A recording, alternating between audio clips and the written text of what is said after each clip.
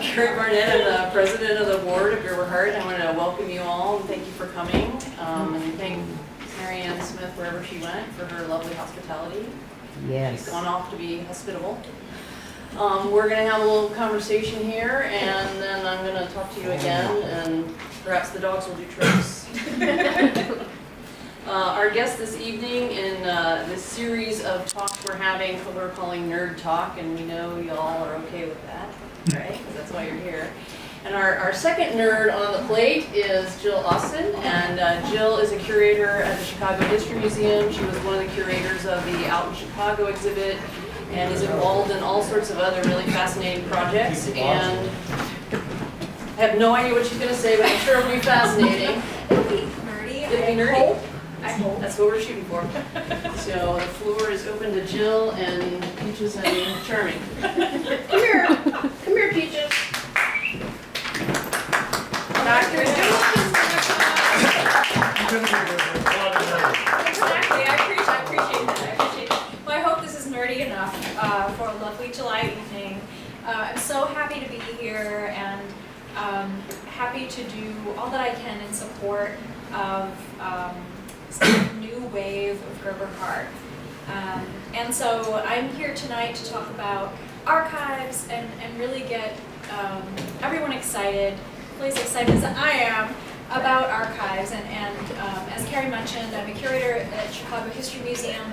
I've been there since 2005, and so in February I will be hitting my 10-year mark, which I can't believe. I don't know if that makes me a real Chicagoan or not, but I would like to think so. But I wear many different hats, and I'm not an archivist by training. I'm a curator, but curators do many, many different things and wear many hats, including archival ones, depending on the institution or the work that you do.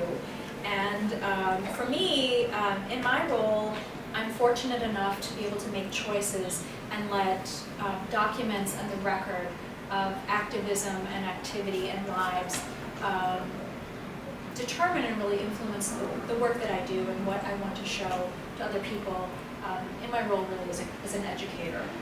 And I came here really as someone who was, to tell you a little bit about myself, in and out of different years of questioning during my life. And it was really during the development of the Out in Chicago exhibition that I came out to my coworkers and my friends, having been in relationships for years with men.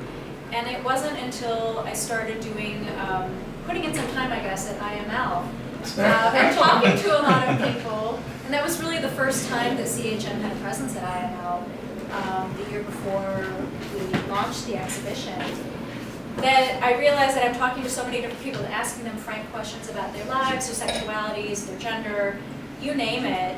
And people are giving me their time, very generously. And I realized the only person I wasn't really talking to was myself. And so during the launch of Out at CHM, prior to the opening of the exhibition, I came out. And it's been a very long process, but I don't think I would have done that had it not been for this project and the interviews that we did. And so I feel that Chicago is a very special place for me, and certainly this project changed my life. And so what I'd like to say is really coming from the point of view of the Chicago History Museum and the tremendous collections that are there, but also the relationship that CHM has had with Gerber Hart over the years. And I think it's safe to say that the initiatives of Out at CHM, which really was launched in 2003, the annual program series, we're entering our 12th year. We're now in the year of planning the summer prior to year 12, which is amazing. But I think that series wouldn't have happened, the Out at CHM or the Out at Chicago exhibition wouldn't have happened certainly without the tremendous collection in the archives that we have at the museum and the partnerships that were made. The first real evidence of a partnership between Gerber Hart, and I love this pan, I love having panting and furry presence along with my remarks. Truly. I think that the first evidence of a real commitment on the part of CHM to start doing LGBT history and really do a more inclusive history of the people of Chicago. Got its start with those early partnerships with Gerber Hart, which really go back to 1993. We started collaborating, obviously this is before my time here, but we started collaborating with Gerber Hart on programming for an exhibition called Chicago Goes to War. And so we co-sponsored a lecture by Alan Barabay to come, with Gerber Hart, to come and speak about the gay side of the military life and World War II. And it was a very early attempt to queer programming and to queer the contents of an exhibition that are assumed to be heteronormative. They're just assumed that this is a straight world, it's a straight history, it's a straight institution. So that was really one of the first times that leadership at CHM recognized, we're doing an exhibition and there's so much more to this history than we're letting on. Let's find a way to make room and to really open the door and open thinking. And then in 1995, we borrowed artifacts from the Archival and Special Collections at Gerber Hart to host the traveling exhibition, The Long Road to Freedom, which is the Advocate Show. And that was really the first time that we borrowed artifacts, put them on display. It was the first time that CHM did an exhibition of LGBT content. So we like to say that out at CHM and out in Chicago were these tremendous groundbreaking initiatives for the museum, but really we have this past that was rooted in the 1990s and rooted in a relationship with Gerber Hart. And so we were able to pick up that mantle through the work that we all did for this programming. And in 1999, Russell Lewis, who was our chief historian and executive vice president, and he's been a great friend to me, attended an American Association of Museums conference and a session particularly about LGBT programming and exhibitions. And the question at the time was, why don't museums put on more exhibitions about LGBT history or art or life, culture, whatever, what have you? And why is it that libraries are the ones to do it first? And it's true that libraries are always at the forefront of this kind of cutting-edge programming. Museums picked up and really took on that challenge. But I think that recognition in the late 90s, which is really pretty late, considering that Gerber Hart was founded in 1981, really took on the challenge and followed the model that libraries were doing. And certainly when we started doing the exhibition work for out in Chicago, we looked to that 1994 landmark exhibition at the New York Public Library. And we too wondered, well, what's the difference? Libraries were always, whether they be mainstream institutions or LGBT-specific institutions, they were at the forefront of making this history public. And that's very significant.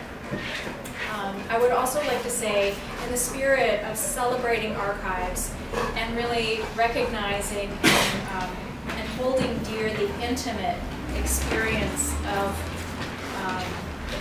seeing and reading and holding material and paper and listening to an oral history, coming into direct contact with artwork or signs or activist evidence, whether you're experiencing it online and you have access to it that way, or you're able to be served at a table in a library and hold it in your hands.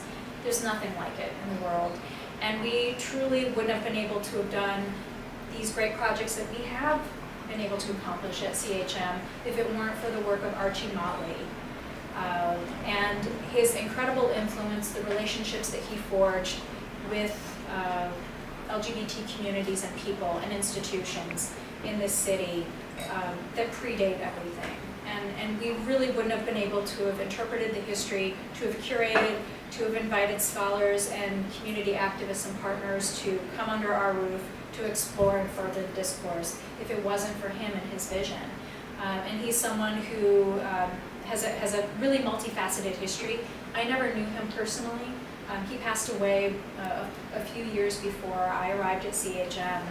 So what I know is only from the people who loved him and who knew him and knew how complicated he was and how complicated of an archivist he was and a collector, but that we learned from the evidence that we have. What he brought in gave us the legs and established the roots, really planted the roots of a significant archive related to LGBT life and past history in Chicago. And it really is with the collection, the roots of the collection, the archive, the vision and the foresight for that kind of work that establishes the ability to really share it with the public, to interpret it, to put it on display, and to even further knowledge, to really pass on that knowledge and make it available for everyone in the world as much as possible. So it was him, it was Archie who really started bringing that stuff in. And I don't know how many of you knew him. Did anybody know him? Yeah, Marianne. And Archie Motley. And so he was the son of Archibald Motley Jr., who's a painter. There's an exhibition that's going to be staged at the Cultural Center in 2015 of his work. And he was the nephew of Willard Motley, who was a gay man and a writer in Chicago. And he was actually the first Bud Billiken. He was the Bud Billiken of the Chicago Defender. So he has a really, really fascinating past, and I think that his goal was to increase representation across the archive and to really diversify the collections. And the LGBT community was near and dear to his heart. In 1976, we received, we as in the CHMU, the papers of Pearl Hart. So we're talking about Henry Gerber here and Pearl Hart here. And we received them in 1976. And it truly boggles the mind to think that Gerber Hart was in the works. You know, it was really in the mind, it was in the making, but it didn't yet exist in that same, in the form that it does. And he had a relationship with her.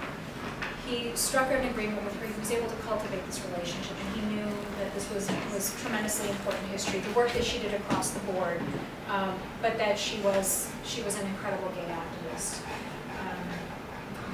And so these seeds that were planted are truly stunning to me. And every time I revisit them, it gives me chills to think about the foundations that were laid by someone like him, who was, I don't know absolutely everything there is to know about his sexuality, but I know that he seemed like a pretty straight guy. He was married to a woman, had a lifelong relationship with a woman, but he really cared about everybody. He had a very, very big heart, and this was a priority for him, this kind of collecting. At the same time, he also was able to negotiate the acquisition of Greg Sprague's papers. And we received those in 1987 from the men who ministered his estate. And Greg Sprague is obviously an incredible inspiration to Gerber Hart. He was a tremendous inspiration to our curating of the Out in Chicago exhibition. And its value, the value of preserving this work is unspeakable. You just can't express it enough. And while he was doing that, he also negotiated somehow, and I wish I knew him to really know the full story, and at some point I need to pick people's brains to know the full story, but he was able to, he arranged for possibility that a U.S. District Court judge, in the case of ACLU, against the Red Squad, the secret police of Chicago, that the Chicago History Museum in 1987 would receive the papers of the Chicago Red Squad. For the sake of protecting the papers and preserving them. They've recently been opened and their status has been relaxed, even though we still have restrictions on them. It's an incredible, incredible collection that was intended to document political political subversives, people under suspicion, people really not following the status quo. Anyone who thought differently than the city, the administration, the government, was under suspicion. And what Archie knew, I'm sure, and what we came to find years later, as it finally dawned on us, was that many people who were gay or queer or LGBT, somewhere on the continuum, people who just resisted the status quo, were collected and surveyed within this collection. And we were able to gain access to researching the collection and to see that this archive represents one of the most significant collections documenting LGBT activism from the 1930s, the late 30s, through the 1970s and into the 80s. And you still have to receive permission by signing a waiver to gain access to this material. There was a symposium that we held last June, and Bill Kelly was one of the speakers on the panel. And so Bill Kelly is obviously someone on the record of the Red Squad. And we're limited in the ways that we can divulge that information, so I would encourage you to come in and research it for yourself. But Greg Sprague was also someone who had been surveyed and investigated. And I like to think of the research that we've done and to think about the legacy, multiple legacies, of Greg Sprague in this kind of 6 degrees of Sprague, as I call it, because we have his collections, we have the Red Squad collections, we also have his representation and leadership and vision through Gerber Hart. And while they were watching him, he was watching them, and he was also collecting the same kinds of documents that they were collecting. And so we actually have duplicative material in the collection that relates to the same copy of something that your organization produced. He's collecting it, the Red Squad's collecting it. Sure.